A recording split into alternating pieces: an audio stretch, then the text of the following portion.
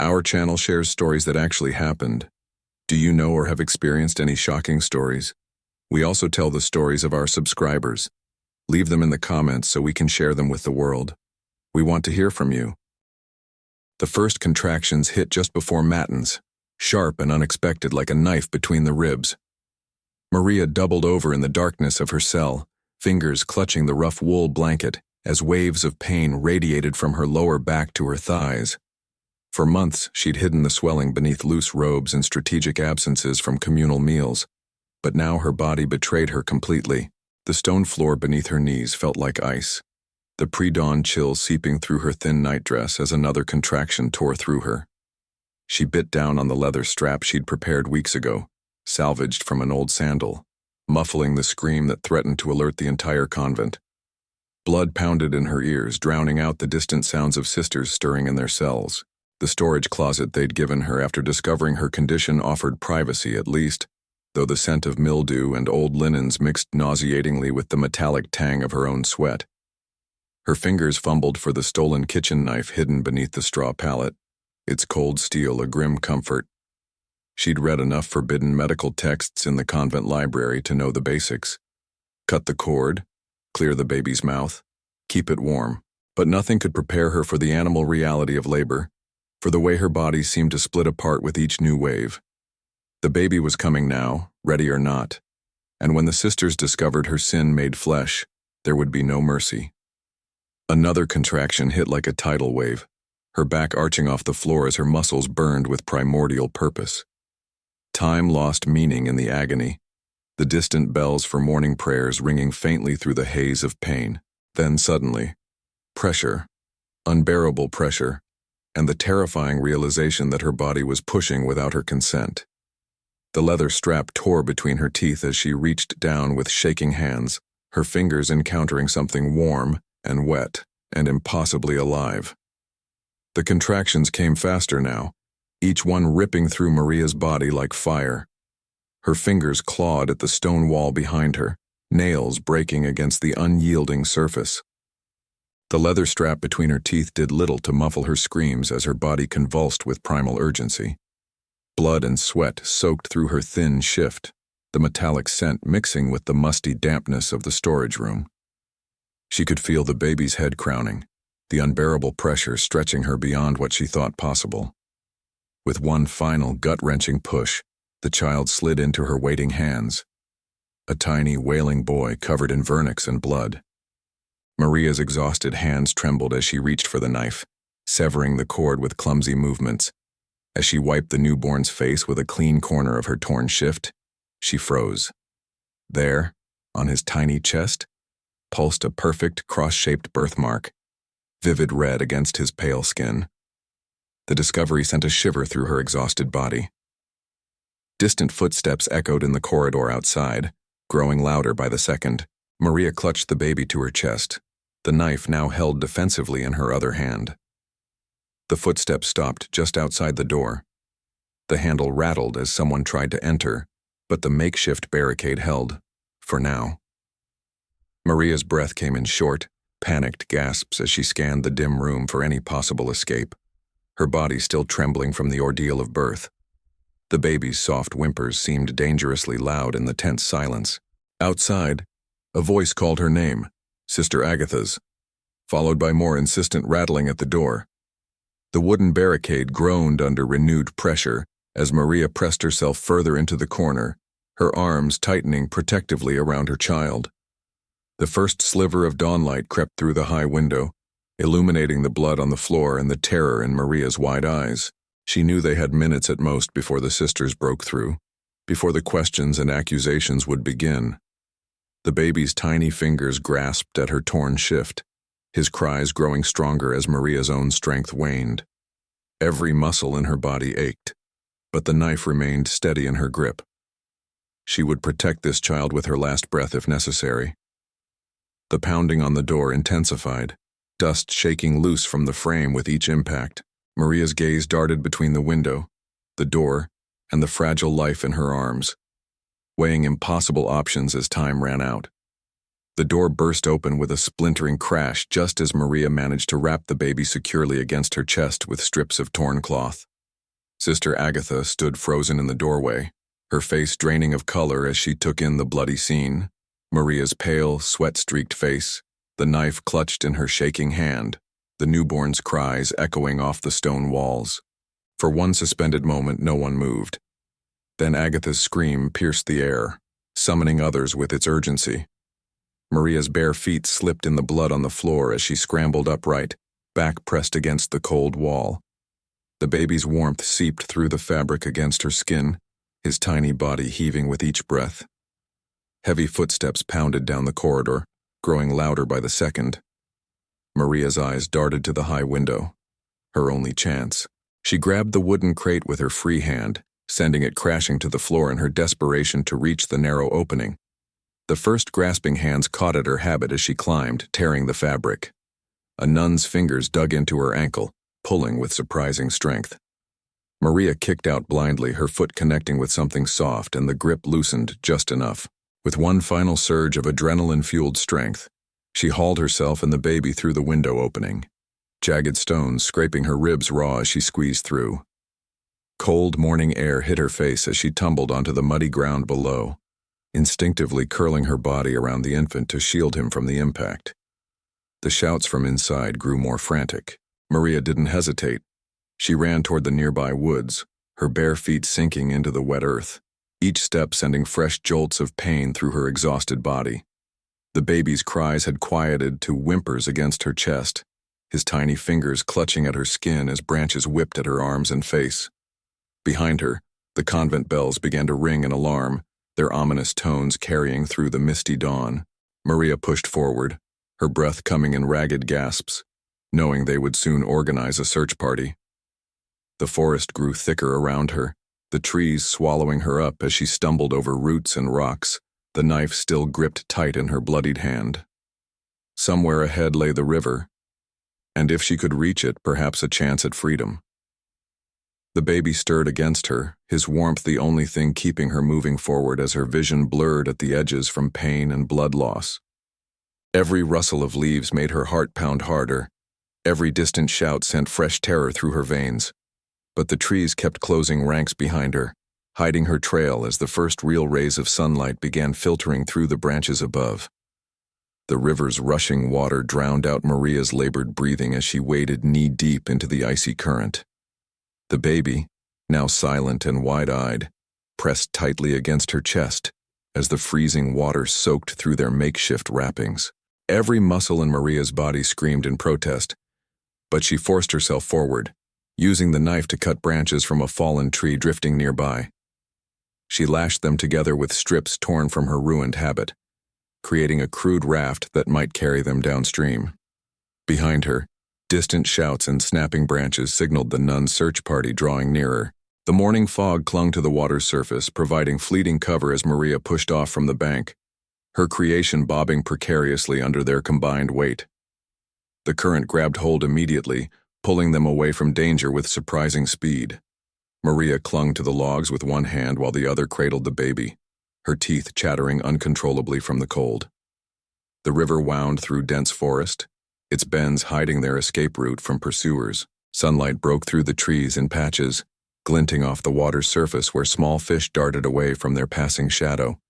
The baby's tiny fingers grasped at Maria's collarbone, his quiet gurgles the only sound besides the rushing water. For the first time since the birth, Maria allowed herself to hope. The current was carrying them farther with each minute, the convent's spires no longer visible through the trees.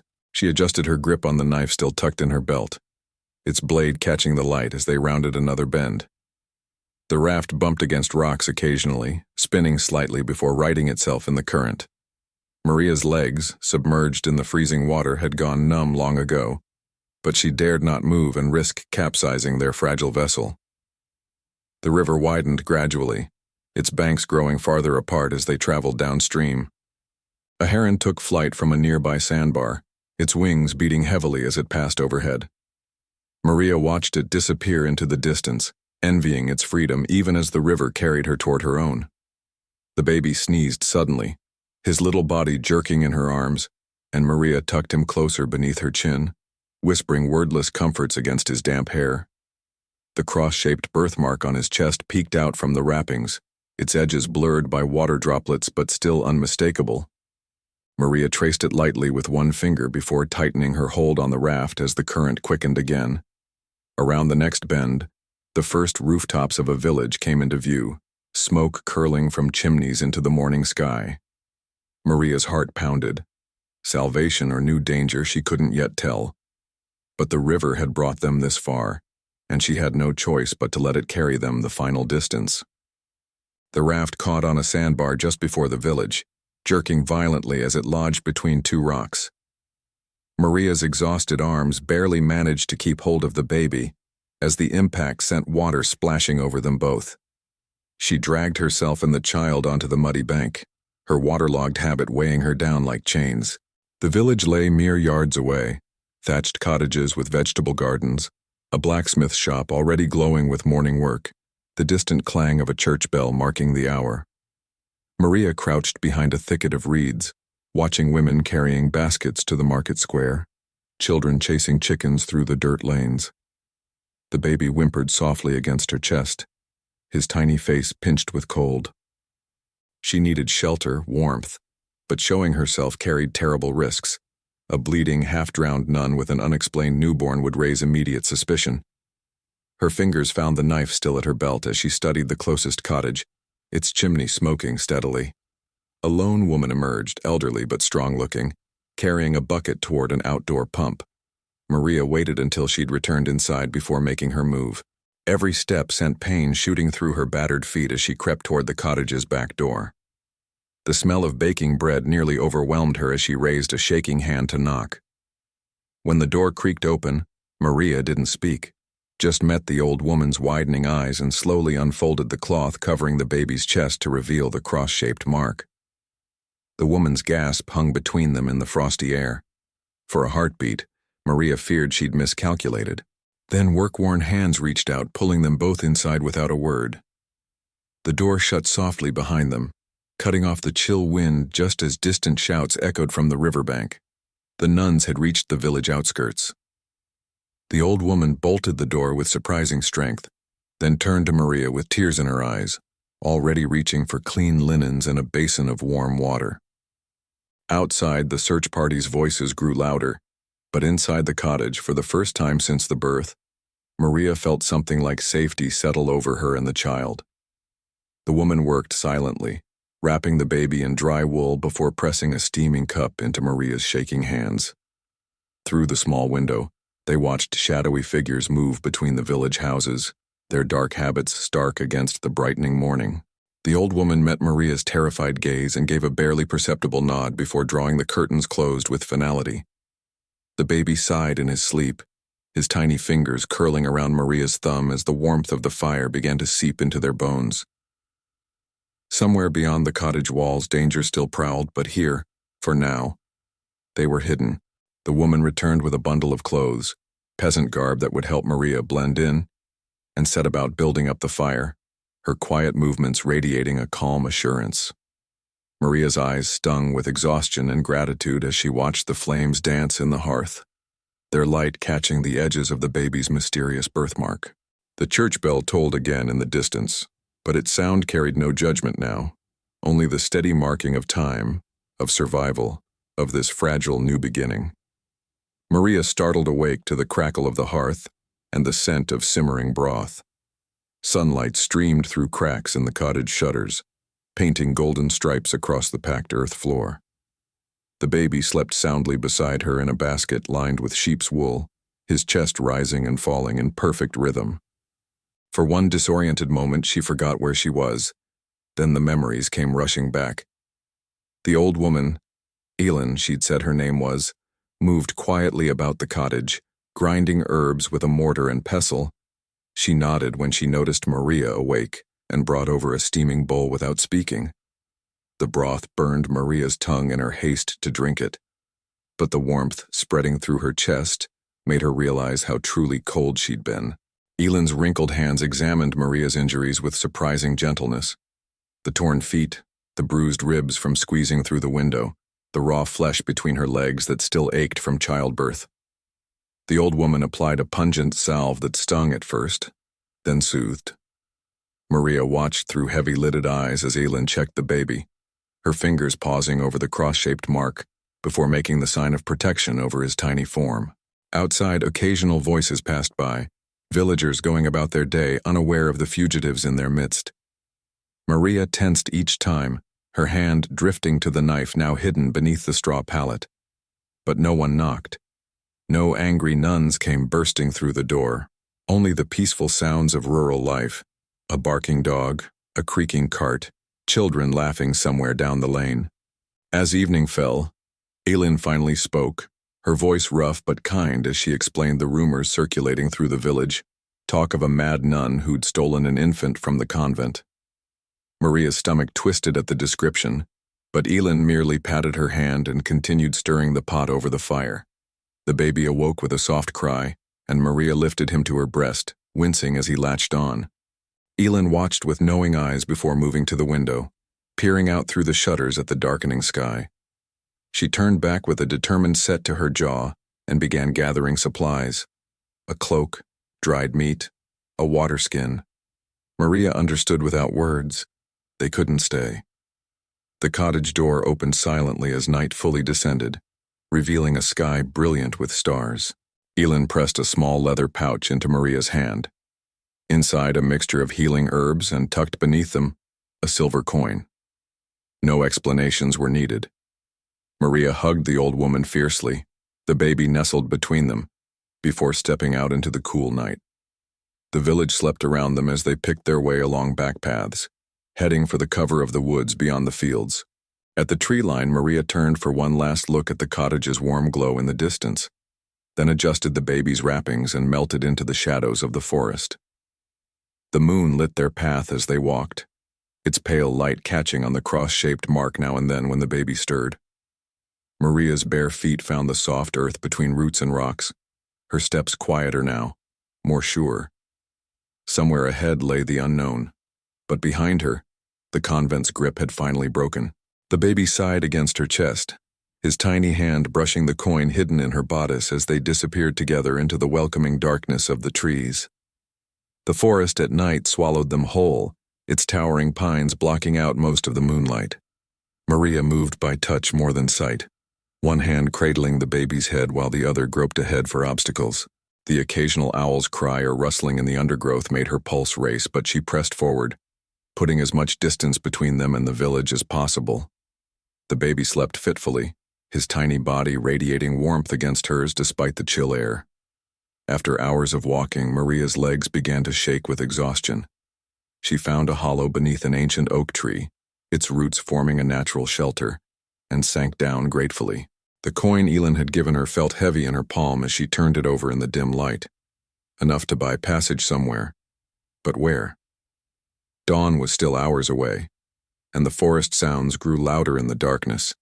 The scurrying of small animals, the distant howl of a wolf that made Maria clutch the knife tighter. She unwrapped the baby just enough to check his mark in the faint light, running her finger over its raised edges. It hadn't faded.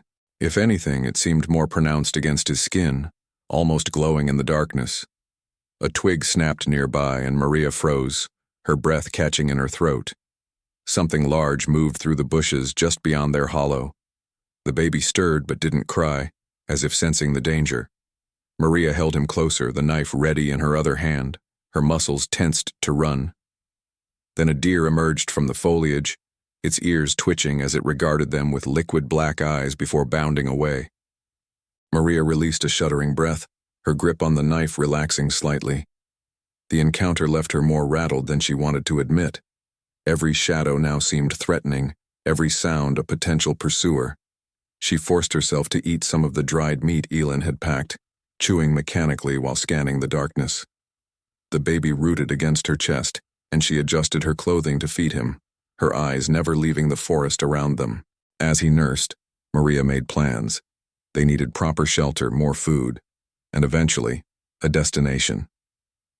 The coin could get them on a river barge heading south, where no one would know a nun was missing or care about a baby with a strange birthmark. But first, They had to survive until morning.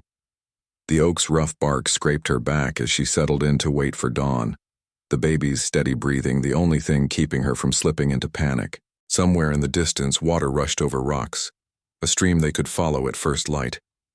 Maria's eyelids grew heavy despite her fear, the exhaustion of the past days finally overwhelming her. The last thing she saw before sleep took her was the baby's mark, faintly visible in the moonlight filtering through the leaves, pulsing almost imperceptibly with each beat of his tiny heart.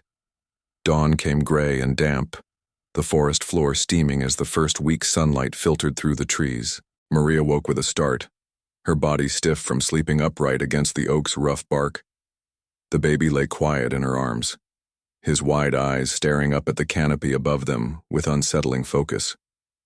She checked his wrappings quickly, dry, thank God, before peering out from their hollow. The forest looked different in daylight, less menacing but no less foreign. Her stomach growled as she dug out the last of the dried meat, chewing slowly to make it last.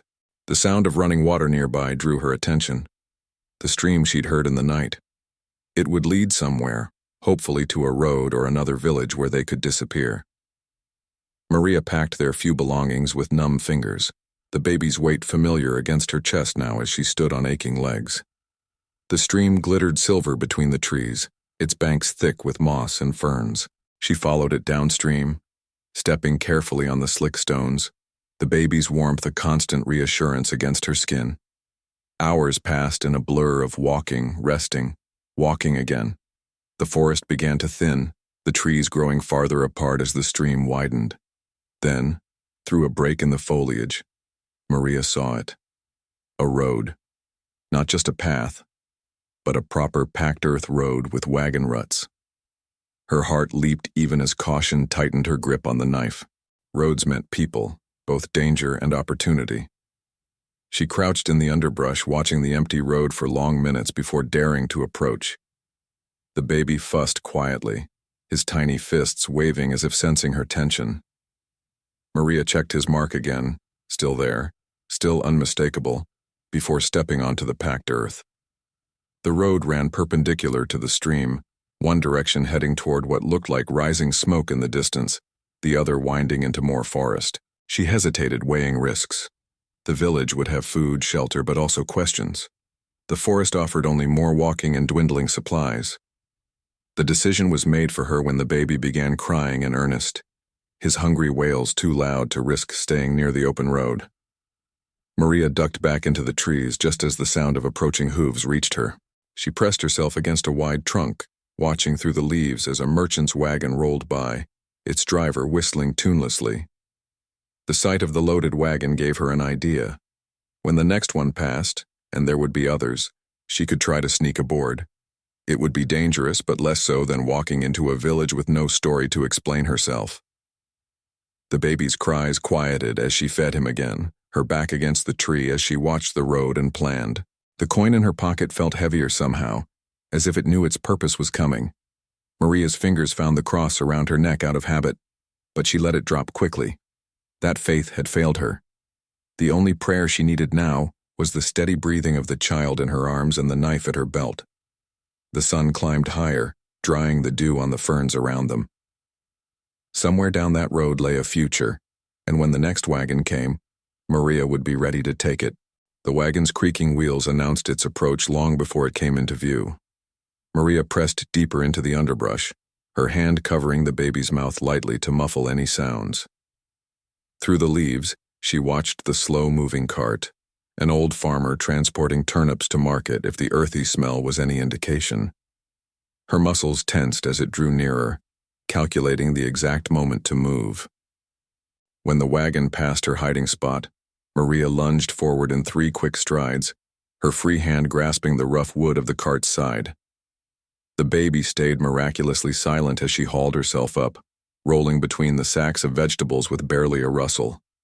She lay perfectly still, barely breathing as the wagon continued its steady pace. The farmer never turned around, just kept humming his tuneless song while the horse plodded onward. The turnips dug into Maria's back, their damp earthiness mixing with the baby's milky scent as she carefully adjusted their position. Sunlight filtered through the burlap sacks piled around them, creating a dim, sheltered space that felt almost safe. The wagon's rhythmic rocking lulled the baby to sleep, his tiny body rising and falling against Maria's chest with each bump in the road. Hours passed in this strange limbo, the forest gradually giving way to open fields dotted with grazing sheep.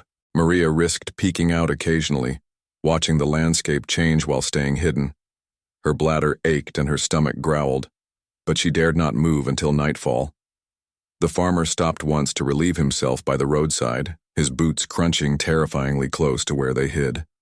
Maria clutched the knife, prepared to fight if discovered, but he returned to his seat without incident. As sunset painted the sky orange, the wagon rolled into a small hamlet, just a cluster of cottages around a muddy square. Maria waited until the farmer disappeared into the tavern before slipping out the back of the cart, her stiff legs nearly giving way as she hit the ground. The baby woke with a start but didn't cry, his wide eyes taking in the new surroundings. Smoke from chimneys carried the scent of stew, making Maria's mouth water painfully. She counted the coins in her pocket, enough for a meal and maybe a night's shelter if she was careful. The tavern's noisy interior was too risky, but she spotted an old woman selling pies from a stall near the well. Maria approached with her head down, keeping the baby hidden in her cloak. The woman's eyes lingered on Maria's torn habit and bare feet, but she took the coin without questions, pressing 2 meat pies and a small cheese into her hands. "The old mill's empty," she murmured, nodding toward the river. "Roof's leaky, but the door latches." Maria nearly wept at the unexpected kindness, managing a tight nod before hurrying away. The abandoned mill stood at the water's edge, its great wheel motionless in the twilight. The door creaked ominously as she pushed inside, revealing a dusty but dry space filled with broken sacks and rusted tools. Maria barricaded the door with a heavy grinding stone before collapsing in the cleanest corner. The baby cooed as she ate ravenously, the rich flavors almost overwhelming after days of hunger. Outside, the hamlet's few lights twinkled like distant stars as night fell completely. For the first time since fleeing the convent, Maria felt they might actually survive. She arranged the empty flour sacks into a crude bed, checking the baby's mark one last time by moonlight before curling around him protectively. The mill's shadows stretched long across the floor, but for tonight at least they were just shadows, not pursuers, not threats. The river's steady murmur outside became a lullaby, and Maria slept deeper than she had in months, her body finally allowing itself to rest while the baby's soft breaths warmed the hollow of her throat. Morning light revealed the mill's interior in stark detail, cobwebs draping the rafters, mouse droppings in the corners, but most importantly, no signs of immediate danger. Maria stretched her stiff limbs, checking the baby instinctively before peering through a crack in the weathered boards. The village stirred slowly, smoke rising from chimneys as farmers headed to fields. Her stomach growled at the memory of last night's pies, but the remaining cheese would have to suffice for now. The baby needed proper swaddling clothes, she needed shoes, and they both needed to put more distance between themselves and the convent.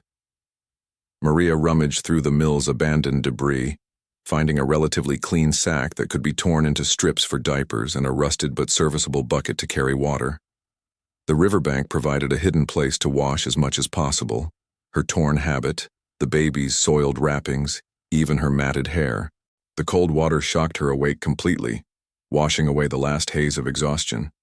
As she wrung out the fabric, something glinted in the shallows, a fisherman's lost hook attached to a length of sturdy line. Maria pocketed it automatically, already thinking of ways to catch food downriver. The baby watched her with those unsettlingly alert eyes as she dressed him in the makeshift diapers, his cross-shaped mark almost glowing in the morning light. She traced it absently while planning their next move: follow the river to a larger town where they could disappear properly, use the remaining coins for passage on a barge, maybe find work as a wet nurse. The sound of children's voices approaching sent Maria scrambling back into the mill's shadows. Through the cracks, she watched 3 village boys skip stones across the water, their laughter carrying on the crisp air. One paused, staring right at the mill with unnerving focus before his friends called him away. Time to go. Maria packed their meager belongings, including a slightly less ragged sack to carry the baby hands-free. The river path stayed quiet as she walked, keeping to the tree line where possible. By midday, the village had disappeared behind bends in the river, replaced by widening fields and the occasional farmhouse in the distance. The baby slept peacefully against her chest, lulled by her steady movement. Maria's feet ached but were toughening with each mile, her body adapting to survival in ways the cloistered nun could never have imagined. The road eventually joined the river properly, becoming a proper towpath for barges. In the distance, the spires of a sizable town rose above the trees, real civilization with crowds to get lost in. Maria adjusted the baby's sling, checked that the knife and coin were secure, and walked forward with shoulders back. No more hiding in ditches or stealing rides. She'd enter those gates as just another poor traveler with a child, her past buried beneath layers of dirt and determination. The baby stirred as if sensing her resolve, his tiny hand brushing against the mark on his chest. Their secret, their miracle, their future. The town's gates stood open ahead, bustling with merchants and farmers. Maria took a deep breath and joined the stream of humanity flowing inward, disappearing into the crowd as easily as morning mist burning off under the midday sun.